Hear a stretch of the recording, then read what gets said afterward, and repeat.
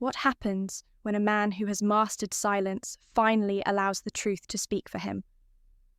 On a night meant for polished smiles and routine promotion, Shukai did something few expected. He paused. He breathed. And then, in front of rolling cameras, he let emotion take the lead. What followed wasn't spectacle. It was resonance. And at the center of it all stood Tan Songyun. What made this moment extraordinary was not volume, but stillness. Live television is built on momentum. Questions answered, laughter cued, time moving forward without pause. Yet when Shukai hesitated, the entire rhythm of the room altered. Silence replaced flow, and that silence carried weight. Viewers sensed it instantly. Something unscripted had entered the space. This was not a dramatic interruption, but a quiet fracture in routine. His voice slowed, his expression softened, and the atmosphere shifted from performance to presence. In that brief pause, the audience stopped watching a program and began witnessing a person. The power of the moment lay precisely there, in the absence of theatricality. What changed the room was not what was said, but the courage to stop pretending that every answer needed to be smooth. The room responded because it recognized truth.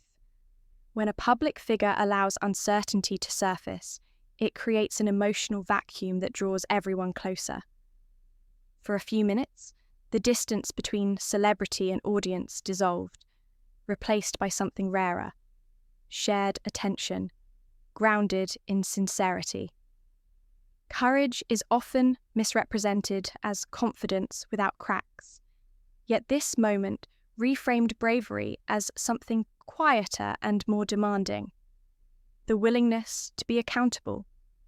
There was no attempt to win sympathy, no effort to soften responsibility with excuses. Instead, the narrative moved inward, towards self-examination.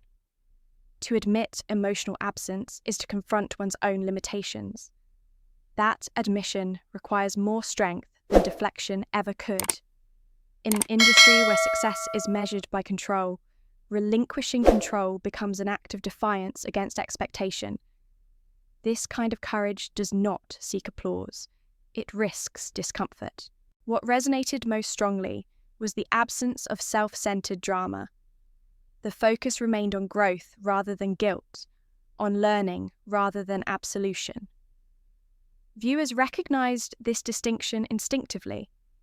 It felt less like a confession and more like a turning of the page. This redefinition of courage matters. It signals a shift in what audiences admire, not invulnerability, but responsibility. In choosing reflection over performance, the moment suggested that real bravery lies not in standing taller, but in standing more honestly. If one voice introduced vulnerability, the other introduced balance. Tan Songyun did not respond with dramatic affirmation or visible resistance. Her power resided in composure. She listened without interruption, allowing the moment to exist without reshaping it for comfort or clarity.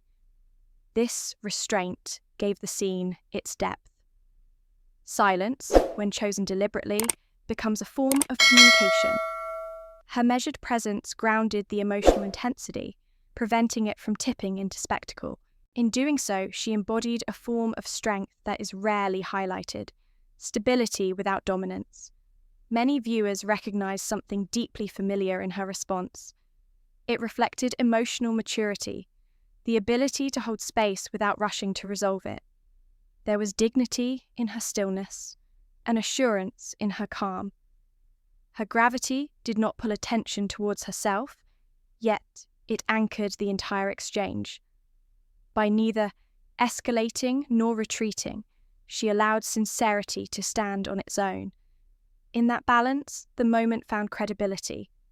It was not a performance shared by two people, but a truth supported by mutual respect. Every story of change hinges on an internal shift, often triggered quietly rather than publicly. Here, the turning point was not career success or external validation, but the recognition of responsibility.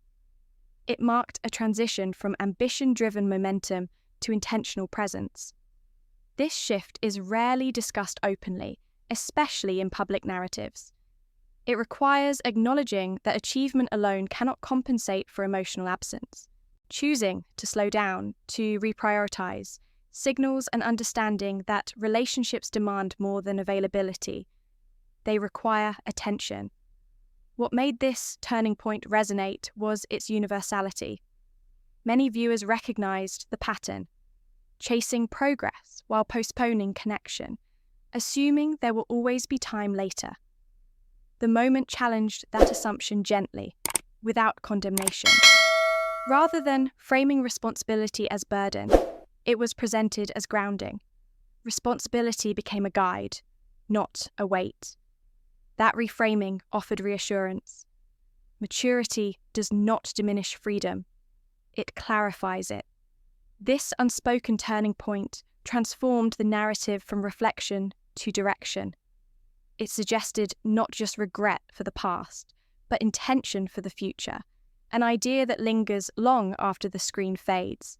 Certainty closes stories, ambiguity keeps them alive. By leaving questions unanswered, the moment resisted easy categorization. Was it a personal confession or a broader reflection? A declaration or an acknowledgement? The lack of definition allowed the audience to remain engaged rather than instructed. Ambiguity respects the intelligence of viewers. It invites interpretation instead of delivering conclusions. This approach transforms passive watching into active participation. People rewatched expressions, revisited earlier interviews, and discussed nuances, not because they were confused, but because they were invested. Importantly, the ambiguity felt intentional rather than evasive. It did not conceal meaning, it protected sincerity from being overexposed. In a culture accustomed to immediate clarification, restraint became refreshing. This narrative choice extended the lifespan of the moment. Rather than peaking and fading, it continued to evolve through conversation. Ambiguity allowed emotion to breathe, giving the story room to mature alongside its audience. In choosing not to define everything, the moment honored complexity, an acknowledgement that some truths are felt more clearly than they are explained. Strength has long been associated with emotional control and unwavering confidence. This moment proposed an alternative standard, one rooted in awareness, responsibility, and growth. Emotional intelligence replaced stoicism as the measure of resilience. By articulating regret without self-condemnation, the narrative demonstrated balance. Strength emerged not from denying vulnerability, but from integrating it. This approach reframed masculinity as something flexible rather than rigid. Audiences responded because this model felt attainable.